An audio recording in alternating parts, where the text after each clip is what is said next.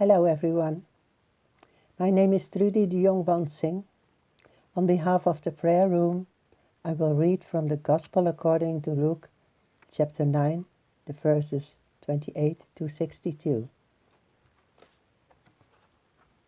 The Transfiguration.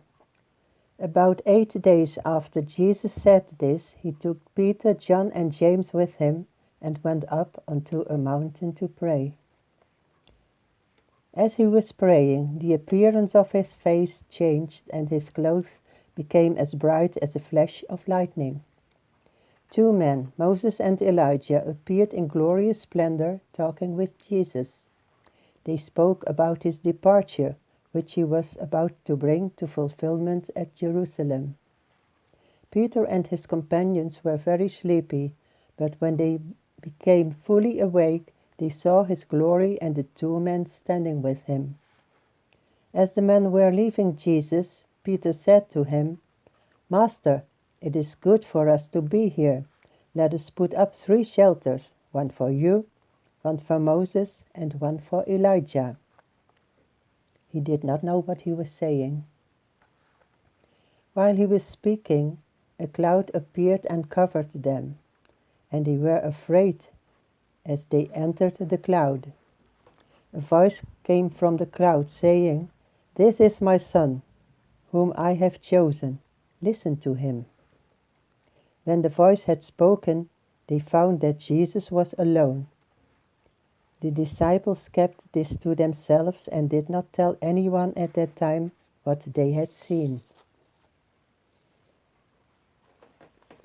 Jesus heals a demon-possessed boy. The next day, when they came down from the mountain, a large crowd met him.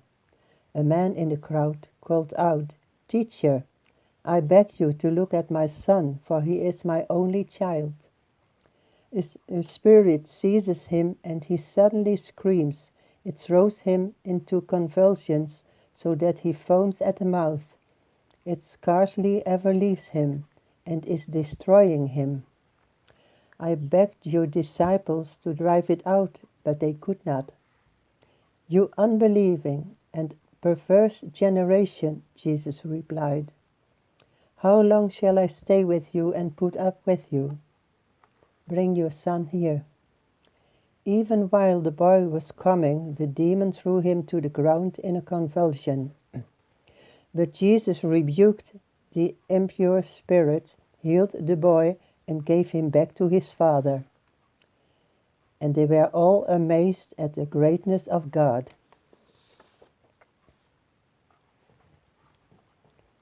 Jesus predicts his death a second time.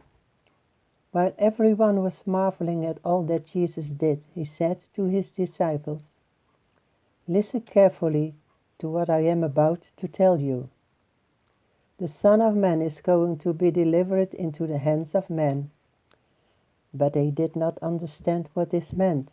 It was hidden from them, so that they did not grasp it, and they were afraid to ask him about it.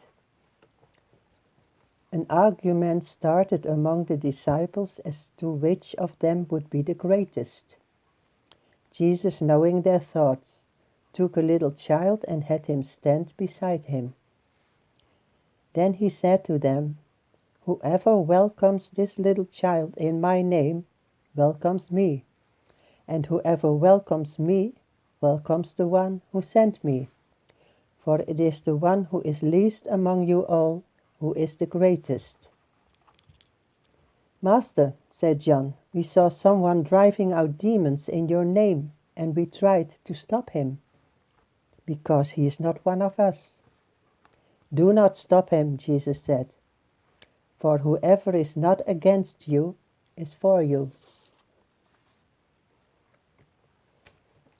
Samaritan opposition. As the time approached for him to be taken up to heaven, Jesus resolutely set out for Jerusalem, and he sent messengers on ahead, who went into a Samaritan village to get things ready for him. But the people there did not welcome him, because he was heading for Jerusalem.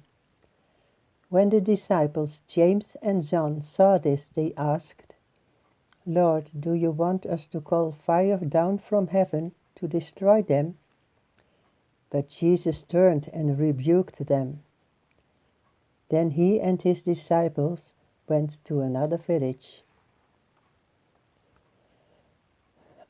The cost of following Jesus. As they were walking along the road, a man said to him, "I will follow you wherever you go." Jesus replied, "Foxes have dens and birds have nests, but the Son of Man has no place to lay his head." He said to another man, "Follow me." But he replied, "Lord, first let me go and bury my father." Jesus said to him, "Let the dead bury their own dead, but you go and proclaim the kingdom of God." Still another said, "I will follow you, Lord, but first let me go back and say goodbye to my family." Jesus replied, "No one who puts a hand to the plow and looks back is fit for service in the kingdom of God."